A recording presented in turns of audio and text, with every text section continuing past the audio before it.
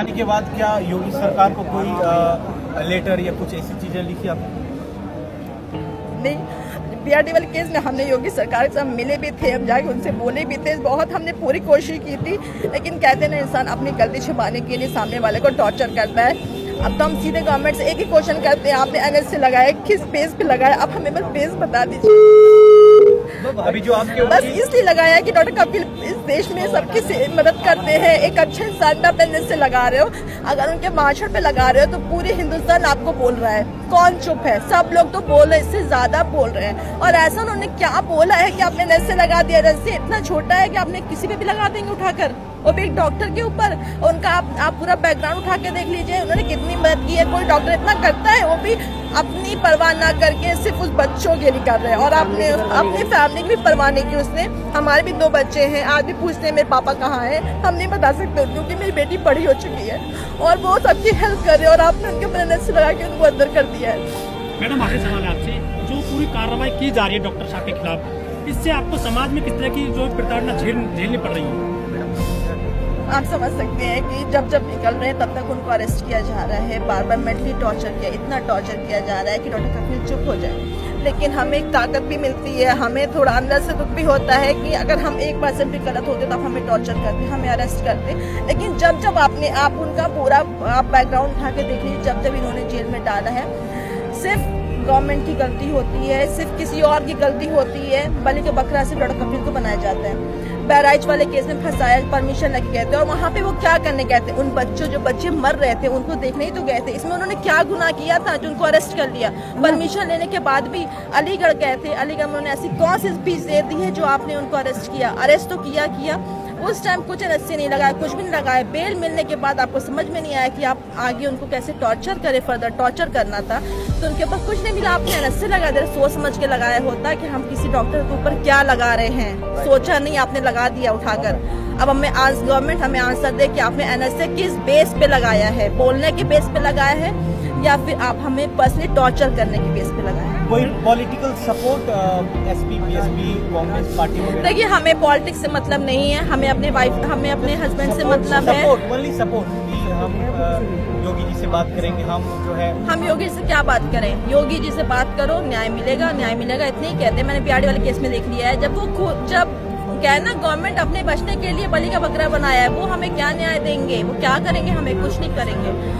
और बात है पॉलिटिक्स की, अगर पॉलिटिक्स में अभी तो कुछ नहीं है, लेकिन अगर हमें सपोर्ट मिलता है तो मैं उनकी बहुत जो डॉक्टर लॉबी है हमारे उत्तर प्रदेश में, क्या वो आपके साथ में आ रही है जी? जो डॉक्टर लॉबी है उत्तर प्रदेश की, वो आपको सपोर्ट कर रही है? जलील स्टाफ जो है फिलहाल अभी तो डॉक्टर सपोर्ट कर रहे हैं, बट आईएमए जो ग्रुप है वो अभी हमारा अभी सपोर्ट, एक्चुअली अभी एनएसए जल्दी लगा 1-2 दिन में, तो हो सकता है इंशाल्लाह उम्मीद करते हैं कि वो भी हमारे सपोर्ट में आएंगे। क्योंकि एक डॉक्टर को फंसा रहे तो डॉक्टर को सपोर्ट करना चाहिए, और हम आप लोग सबसे रिक्वेस्ट करते हैं कि आप लोग भी हमारा सपोर्ट करें, क्योंकि ये गलत हो रहा है, हमारी आवाज बने। क्योंकि ऐसे सबको चुप कराएंगे तो कोई फिर किसी की मदद करने नहीं उठेगा। आप लोग सबको पता है कि उन्होंने बच्चों की जान बचाई थी और उनको 9 महीने जेल भेज दिया गया था, और जब वो बाहर भी आए तो हाई कोर्ट और सबने उनको क्लीन चिट दी थी, और जो गवर्नमेंट उन्हें 11 अथॉरिटीज से उनकी इंक्वायरी करवाई थी, सब बाद में कर लेना, दिक्कत हो रही है तो सबने उनको क्लीन चिट दे दी थी। उसके बाद जब वो बाहर आए तो उनका 2 क्वेश्चन उन्हें रेस करते थे कि आखिर जब से जूनियर मोस्ट डॉक्टर थे ये, और जब ये बाहर आए तो उन्होंने बस यही 2, क्योंकि जो इंसान 9 महीने ऑलरेडी झेल चुका है और बाद में क्लीन चिट देके बाहर निकाल दिया, और भी 11 अथॉरिटी से फिर भी इंक्वायरी करवाई जा रही है कि कहीं ना कहीं डॉक्टर कपिल फंस जाए, सबने इनको क्लीन चिट दे दी। तो इनका आखिर ये था कि आखिर जो 70 बच्चे मरे थे उसमें 18 एडल्ट भी थे, आखिर इनका कातिल कौन है, इनका जिम्मेदार कौन है, ये एक क्वेश्चन था। और दूसरा क्वेश्चन ये इनका था कि जो भी बच्चे मरे थे उनकी फैमिली, वो बहुत ही गरीब थे, उनकी फैमिली को मुआवजा दिया जाए। जहाँ भी जाते हैं ये 2 क्वेश्चन ही रेस करते थे। तो गवर्नमेंट ने इनको चुप कराने के लिए इनको सेकंड टाइम इनको बहराइच वाले केस में इनको अरेस्ट कर लिया। बहराइच वाले केस में जबकि ये वहाँ पे जो मेडिकल कॉलेज में गए भी थे वो परमिशन लेके गए थे, विदाउट परमिशन नहीं गए थे, और किसी की हेल्प करने गए थे, वहाँ और कुछ नहीं करने गए थे, तब भी उनको अरेस्ट किया। उसके बाद जब फिर वो बाहर निकले तो वो अलीगढ़ गए। अलीगढ़ में गए हुए उनकी आप स्पीच खुद सुन लीजिए। उनकी स्पीच में उन्होंने ऐसा भड़काऊ भाषण नहीं दिया है जिसके ऊपर उनको रास्ता लगा दी जाए। और इससे ज़्यादा तो पूरी दुनिया बोल रही है, पूरे हिंदुस्तान में इससे ज़्यादा लोग बोल रहे हैं। लेकिन मैंने अभी 4 दिन पहले मैं यही स्टेज पर आके बोली थी कि जब भी डॉक्टर कफील निकलते हैं, जब भी वो निकलते हैं तो क्लीन चिट ही मिलती है, क्योंकि उनकी कोई गलती नहीं होती है। फिर गवर्नमेंट को एक नया केस डाल के डॉक्टर कफील को मेंटली टॉर्चर किया था। 4 दिन पहले मैंने बोला था और उनको उस दिन बेल भी मिल गई और वो अभी जेल से बाहर रिहा भी नहीं हुए और उनके ऊपर NSA लगा दिया गया। मतलब आप खुद बता सकते हैं कि एक डॉक्टर के ऊपर आप कैसे NSA लगा सकते हैं। और आप सब लोग उनके वीडियोस देखते हैं जहां पे आम पब्लिक नहीं पहुंच, जहां पे मैं तो कहती हूँ सीधे गवर्नमेंट को पहुंचना चाहिए। मुजफ्फरपुर हर जगह जहां बाढ़ आई थी, जहां बच्चे मर रहे थे, अलग अलग बयान दिए जा रहे, लेकिन कोई गवर्नमेंट का एम्प्लॉय वहां पे नहीं पहुंचा। लेकिन डॉक्टर कफील पहुंचे उनकी हेल्प करने के लिए। या तो ये देख के उन्होंने रास्ता लगा दी, या तो जब उन्होंने गरीबों की मदद की है, जब भी उन्होंने अच्छा काम, हमेशा हेल्प ही किया, कोई गलत नहीं किया है, तो उनके ऊपर आपको टॉर्चर करना था तो गवर्नमेंट को समझ में नहीं आया तो सोचे NSA लगा दे। एक बार लगाने से पहले इनको सोचना चाहिए था कि आप किसी डॉक्टर के ऊपर जो इस पूरे इंडिया में घूम के अपनी एक बोलते हैं ना अपनी सेल्फिश मतलब होना चाहिए था, लेकिन उन्हें बिना अपनी परवाह किए सबकी हेल्प किया, सारे गरीबों की मदद की, सब जगह इलाज किया और आपने उसको NSA लगा दिया। किस बेस पे NSA लगा दिया? गवर्नमेंट हमको इसका सिर्फ जवाब दे दे।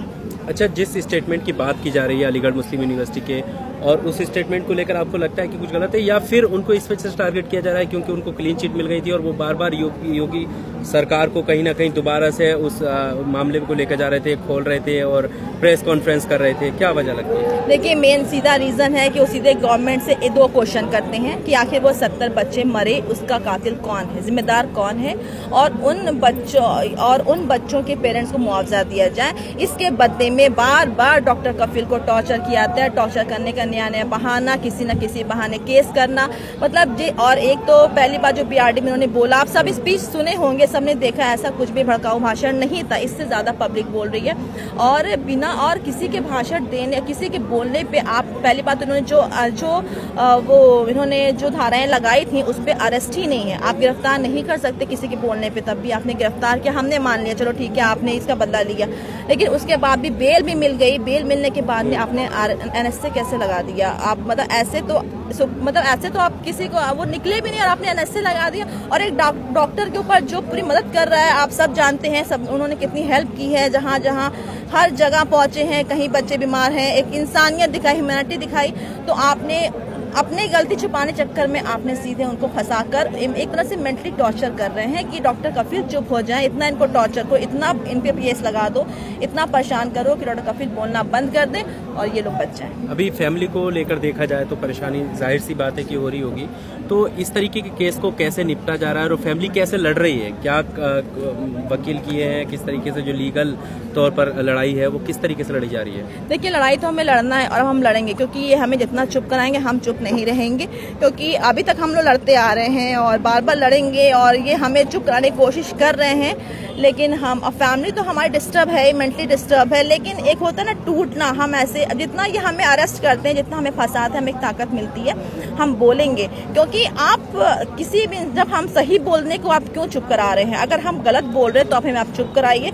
और आपने मतलब NSA लगा के तो आपने बहुत बड़ी गलती कर दी है। आपने किस बेस पे NSA लगा दिया? कोई भी सुनेगा तो किसी को बर्दाश्त नहीं होगा कि एक डॉक्टर के ऊपर, उस डॉक्टर को देश के लिए क्या कहते हैं ना, देश नेशनल सिक्योरिटी, उसके लिए मतलब देश के लिए उसको क्या चिंता है कि वो आगे जाकर देश को नुकसान पहुंचाएंगे? एक डॉक्टर होके देश को नुकसान, जो इंसान देश की रक्षा कर रहे हैं, यहाँ के जो फ्यूचर है, जो बच्चे हैं उनकी मदद कर रहा है, उसको आप जेल में डाल के आप NSA लगा के उनको चुप करा रहे हो। आपकी लड़ाई के साथ क्या विपक्षी दल या कोई नेता या कोई भी बाहरी सपोर्ट आपके साथ कोई आया है? लगता है कि ये लोग साथ में हैं और हमारे लिए लड़ाई लड़ रहे हैं? देखिए, हमारी पर्सनल लड़ाई है, हम इनसे लड़ रहे हैं, किसी के बोलने से कुछ नहीं होता। अगर हम और किसी पॉलिटिशियन से मिलने ना मिलने से हमें कोई मतलब नहीं है, जबकि हम वो मिल जाए तो हमें बहुत अच्छी बात है, भाई आप हमारा सपोर्ट करें तो हमें बहुत अच्छी बात है, लेकिन हम गलत नहीं है, इसलिए हम इसको अपने बल पे भी लड़ रहे हैं। सवाल था मैडम, क्या मुस्लिम होने की सजा मिल रही है डॉक्टर कफील को?